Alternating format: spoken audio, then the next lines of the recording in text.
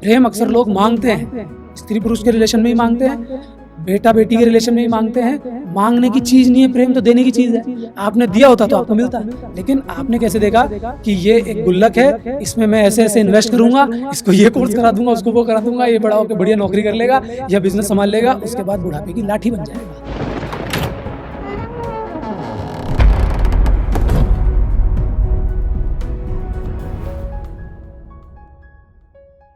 बिल्कुल सही कहा आपने। एक ऐसा ही प्रश्न और है जो मानवीय मूल्यों को उस ओर ले जाता है जहाँ पर संवेदनहीनता बिल्कुल खोती नज़र आ रही है। आज हम बड़े-बड़े धनाढ्य परिवारों में देखते हैं, बड़े-बड़े संभ्रांत परिवारों में देखते हैं जहाँ पर उनका नाम है, समाज में वर्चस्व है और उन परिवारों के जो बुजुर्ग हैं, उनकी हालत बड़ी दयनीय है। वो बहुत पैसा होने के बावजूद, बहुत शोहरत होने के बावजूद एक ऐसी ज़िंदगी जी रहे हैं जहाँ पर मानवीय मूल्य दूर-दूर तक नज़र नहीं आते हैं। उसका प्रमुख कारण जो समाज में पनप रहा है, आपकी नज़र में क्या नज़र आता है? मानवीय मूल्यों में सबसे बड़ा जो आधार है ना, वो प्रेम का है। तो जब मैंने बात शुरू की थी, मैंने पहले ही बताया था कि आपका बीज गड़बड़ है। आपने रिश्ता बेटे से किस आधार पे बनाया, आप मुझे ये बता दीजिए। आपके बेटे का रिश्ता कैसा है कि पापा पैसे देंगे? बेटा बाप से डरता है इसलिए कि वो मेरा खर्चा उठा रहे हैं। कहीं उसका स्वार्थ बचपन स्वार्थ से है, पनप जाता है बचपन से उसका, बालक कि का। ये आज तो चॉकलेट के पैसे देंगे, कल किसी और चीज़ के, परसों किसी और चीज़ के। माँ से फिर भी नहीं डर रहा। लेकिन एक समय बाद बाप का डर भी खुल जाता है, जब वो इंडिपेंडेंट हो जाता है। तो आपने ही उसके रिश्ते ऐसे बनाए।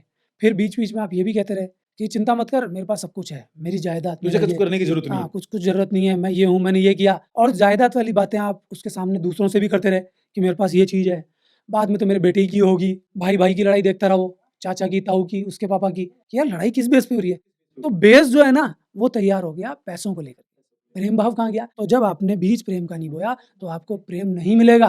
प्रेम अक्सर लोग माँगते हैं, स्त्री पुरुष के रिलेशन में ही माँगते हैं, बेटा बेटी के रिलेशन में ही माँगते हैं। माँगने की चीज़ नहीं है प्रेम, तो देने की चीज़ है। आपने दिया होता तो आपको मिलता, लेकिन आपने कैसे देखा कि ये एक गुल्लक है, इसमें मैं ऐसे ऐसे इन्वेस्ट करूंगा, इसको ये कोर्स करा दूंगा, उसको वो करा दूंगा, ये बड़ा होकर बढ़िया नौकरी कर लेगा या बिजनेस संभाल लेगा, उसके बाद बुढ़ापे की लाठी बन जाएगा। जो ज़्यादा पैसे वाले हैं उनकी बुढ़ापे की लाठी में चांदी लगी होती है, और ज़्यादा वाले हैं तो सोना लगे रहता है। लाठी सेम होती है, लेकिन वो लाठी टूट जाती है अगर वो प्रेम के आधार पे खड़ी नहीं हुई। तो आपके जो ये मूल्य हैं धरे के धरे रह जाते हैं।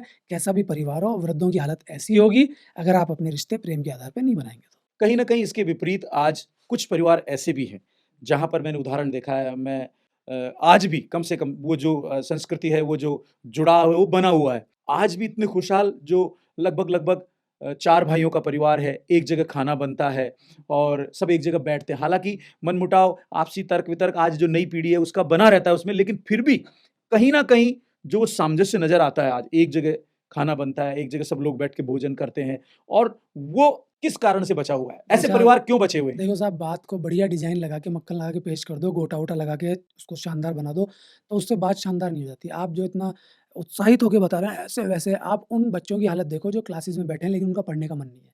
तो बैठे तो वो भी हैं, लेकिन मन तो है नहीं ना उनका, कि साहब बच्चे तो क्लासरूम्स में बैठते हैं, 50 बच्चे बैठे हैं, देखो पढ़ रहे हैं।